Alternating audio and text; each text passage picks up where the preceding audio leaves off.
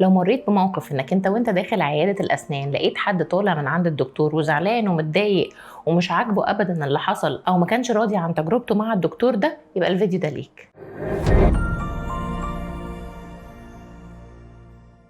في فيديو النهارده هنتكلم عن المواقف اللي بتحصل لنا مع المرضى التانيين في عيادة الأسنان. يعني وأنا قاعد في الانتظار بره مستني دوري يجي، هل بيحصل كلام ما بيني وما بين الناس التانيين اللي كان ليهم تجربة مع الدكتور ده أو لسه أول مرة بيجوا؟ لو دي أول زيارة ليا عند الدكتور، في الغالب بيبقى في سؤال كده هموت وأسأله لأي حد من اللي موجودين هناك: هو الدكتور ده شاطر؟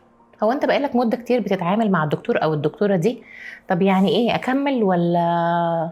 في الغالب كلنا كبشر عبارة عن كائنات اجتماعية. يعني ايه كائنات اجتماعية؟ يعني بنحب دايما نشوف تجارب الآخرين، غيري عمل ايه وتجربته كان مر بيها ازاي وايه الفيدباك او ايه رأيه في الموضوع بشكل عام. فبديهي جدا ان انا لما ادخل عند دكتور السنان لأول مرة، اول حاجة هبقى عايزة اعرفها اذا كان الدكتور ده شاطر ولا لا.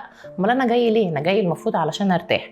طب لو الدكتور ده شاطر هكمل معاه، لو الناس بتقول عنه كلام مش حلو هاخد ديلي في اسناني واجري على طول ومش هكمل اي حاجة. جميل جدا. هل صح ان انا اخد معلوماتي من الناس اللي كان ليها خبره سابقه مشابهه للخبره بتاعتي؟ الموضوع ده صح ولا لا؟ يعني المفروض ان انا قبل ما اروح اعمل اي حاجه اسال غيري وابني تجربتي او ابني تعاملي مع الشخص او مع الموقف او مع المكان بناء على خبره حد مر بيها قبل كده ولا لا؟ هل معنى ان حد قال لي ان الدكتور ده كويس يبقى الدكتور ده فعلا كويس وجري اروح له؟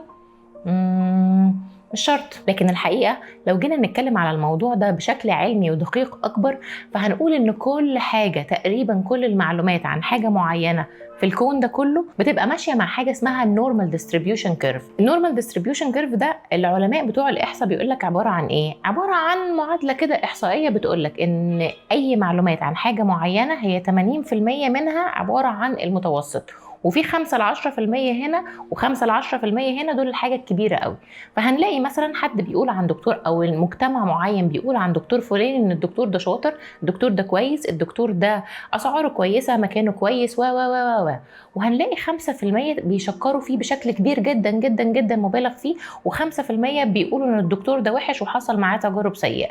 لو ده الوضع فاحنا كده في السليم. طب هو دلوقتي معناه ان انا قبل ما اروح للدكتور لازم بقى اجمع معلومات وبيانات واحصاءات واقعد اعمل موضوع ده؟ انا اسناني هتموتني، انا عايزه اروح لاي دكتور دلوقتي يكون شاطر وفي نفس الوقت يريحني من الوجع. دي معضله. لا طبعا، ما بقولش انك انت تعمل احصائيات عن الدكتور قبل ما تروح له، بس برضو ما بقولش ان الانطباع الاول اللي هتاخده عن دكتور لما تسمع كلام اتقال من اي حد هو ده الانطباع اللي بيدوم.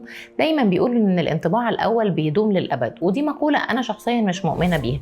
ليه؟ لان بعد اول موقف بيتم مع اي شخص في اي مجال ممكن يحصل مواقف تانية تخليني اغير رايي عن الفكره الاولانيه اللي انا خدتها عن الشخص ده، سواء بالايجاب او سواء بالسلب ايا كان. خلينا ناخد مثل بسيط كده. عميل جه يزرع عندي، وبعد ما عملنا الزراعه والموضوع تم بشكل كويس، بعد ما جينا نعمل التركيبات حصل فشل في الزراعات. طب الفشل ده حصل ليه؟ طب الفشل ده ليه بيحصل دلوقتي؟ العميل ده كان زعلان جدا وبدا يبقى متضايق وبدا يزعق وبدا يعمل مشاكل. عادنا الزراعات، زراعات جزء من الزراعات اللي اتعادت نجح وجزء تاني فشل. بدأنا ندخل في دوامة كبيرة ان هو ما بقاش راضي عن الموضوع وبدأ يزعق وبدأ يتكلم وبدأ يعمل حاجات هو مش طبيعي، ما انت عندك جزء ناجح وجزء فاشل. ليه التصرف ده او ليه الرياكشن ده؟ في حين ان احنا لما بدأنا نعمل تحليلات لقينا او عرفنا انه مستوى السكر عنده بدأ يعلى بشكل هو نفسه مش واخد باله منه، ففهمنا ليه كان بيحصل فشل في الزراعات في المواقف المعينة. واول ما هو بدأ يفهم بدأ يهدى بشكل كبير جدا ويستوعب. خلينا ناخد الموضوع ده كده كمثال بسيط. لو انت دخلت العيادة في الوقت اللي المريض ده طالع من عندي وهو زعلان ومتضايق وعمال بيزعق والزراعات بتاعته فاشلة، اكيد هتاخد فكرة ان الدكتورة دي ما بتعرفش تعمل زراعات وجارية هتجري.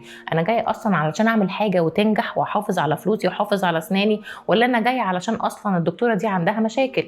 لكن لو كنت جيت في الاوقات اللي هو كان طالع فيها مبسوط بعد ما فهم ان كانت المشكلة من عنده او بسبب تغيير السكر او بدأ يرتاح نفسيا، كنت هتقول اه والله ده فعلا الدكتورة دي كويسة والناس طالعة من عندها بتتكلم عنها بشكل حلو. اصدق انه فيهم؟